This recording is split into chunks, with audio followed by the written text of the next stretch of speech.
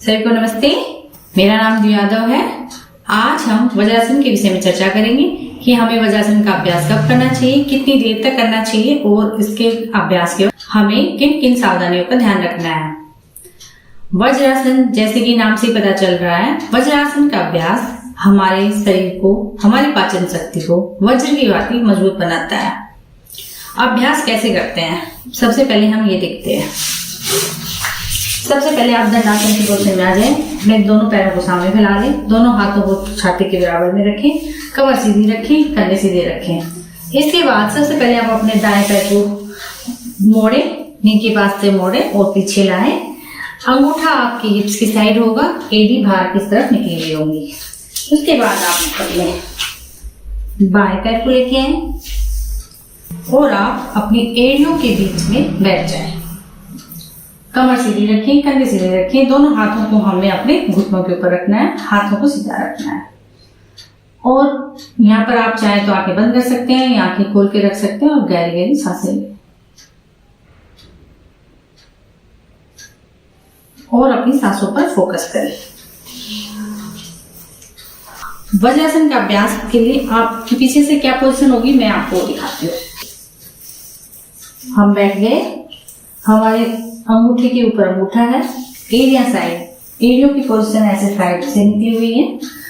हमें एड़ियों के बीच में बैठना है, एड़ियों के ऊपर ऐसे नहीं बैठना है, ऐसे एड़ियों को साइड में करके फिर बैठना है। कमर आपकी सीधी होनी चाहिए, हाथ दोनों आगे, कंधे सीधे होने चाहिए। आप ऐसे कर वज्रासन की पोजीशन में बैठ सकते हैं।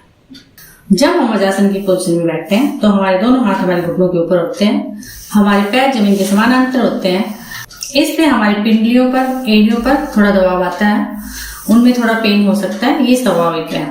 जब हम वज्रासन की पोजीशन में बैठते हैं और हमारी पिंडलियों पर दबाव आता है तो हमारी पिंडलियों के अंदर हमारे पेट की नसें होती हैं, वो जब दबती हैं तो आपके पेट में गैस, पेट में दर्द, इन सब चीजों में आपको बहुत आराम मिलता है। इसलिए जब भी पहले किसी को पेट दर्द होता था तो उनको पिंडलियां दबाने के लिए कहा जाता था। जब भी आपको पेट दर्द हो, आप वज्रासन की पोजीशन में बैठेंगे तो आपके लिए बहुत ही लाभकारी होगा।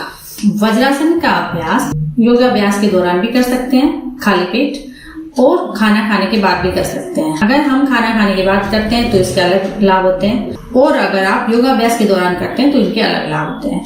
जब हम खाली पेट योगाभ्यास के साथ वज्रासन का अभ्यास करते हैं तो आपको 1 से 3 मिनट तक ही बैठना है इस पोजीशन में, इससे ज्यादा इसमें नहीं बैठना है। हाँ, आप बाकी आसनों के लिए वज्रासन पोजीशन में बैठ सकते हो, लेकिन जब आप सिर्फ वज्रासन का अभ्यास कर रहे होते हैं तो आपको सिर्फ 1 से 3 मिनट ही बैठना है। उस वक्त आप होकर बैठ जाएं, अपनी आंखों को बंद कर लें, गहरी गहरी सांसें लें और अपनी सांसों के ऊपर इसका ध्यान केंद्रित करें। जब हम खाली पेट वज्रासन करते हैं तो जब हम वज्रासन में बैठते हैं तो हमारा ब्लड का सारा सर्कुलेशन गुरुत्वाकर्षण की वजह से हमारी नाभि की तरफ केंद्रित हो जाता है।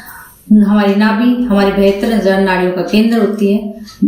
जब हमारा ब्लड का सर्कुलेशन नाभि की तरफ होता है तो ये हमें बहुत चमत्कारिक लाभ देती है। वज्रासन में बैठने से आपके घुटने, आपकी थाई, आपकी एड़ियां, आपके पैर, आपकी पीठ काफी मजबूत बनती है, आपके जॉइंट स्ट्रॉन्ग होते हैं।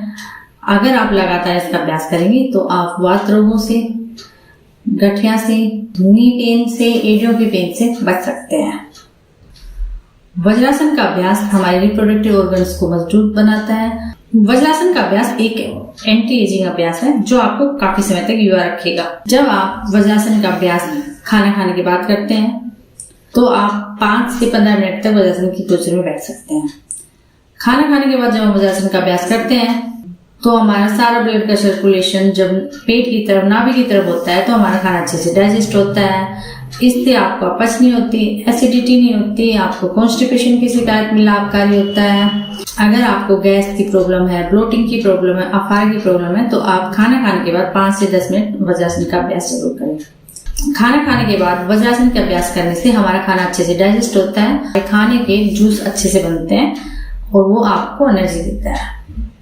वज्रासन का अभ्यास एक ध्यानात्मक अभ्यास भी है। जब हम सहज होकर वज्रासन में बैठते हैं और अपनी सांसों पर ध्यान करते हैं तो इससे हमारी स्मरण शक्ति बढ़ती है, मन की चंचलता दूर होती है। जिन विद्यार्थियों को दिक्कत होती है कि उनकी नींद बहुत ज्यादा आती है, आलस बहुत ज्यादा बना रहता है और वो भूल जाते हैं, बार बार याद किया हुआ वो बार बार भूल जाते हैं, तो वज्रासन का अभ्यास जरूर करें। इससे उनकी स्मरण शक्ति तीव्र होगी और उनको पढ़ा हुआ जल्दी से याद होगा।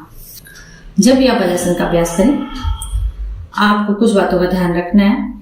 आप खाना खाने की बात करें या आप योगाभ्यास के दौरान जब भी अभ्यास करते हैं तो आपको मैट के ऊपर ही करना है। खाना खाने की बात कर रहे हो तो आप दरी के ऊपर भी कर सकते हो या हल्के गद्दे के ऊपर भी आप बैठ सकते हो।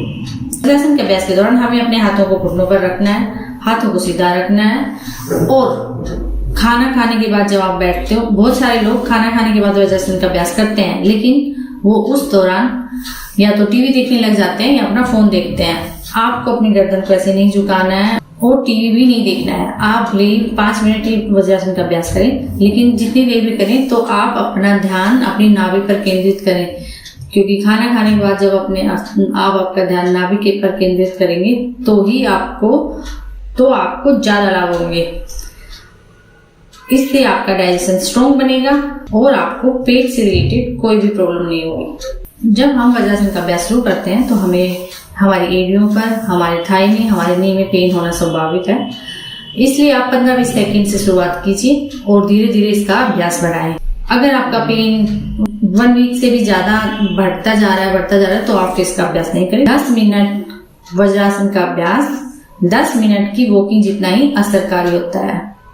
इसलिए आप वज्रासन का अभ्यास कीजिए और इसके अनेक लाभ पाएं। जब आपको वज्रासन की पोजीशन से वापस आना हो तो सबसे पहले आप अपने दाएं पैर को बाहर निकालें और सीधा करें। उसके बाद अपने बाएं पैर को बाहर निकालें और सीधा करें और फिर थोड़ी देर अपने पैरों को ऐसे थोड़ा सा हिला लें।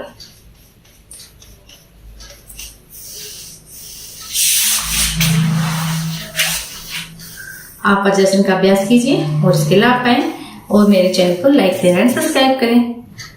और अगर आपके कोई सजेशन हो तो मुझे कमेंट में जरूर बताएं। धन्यवाद।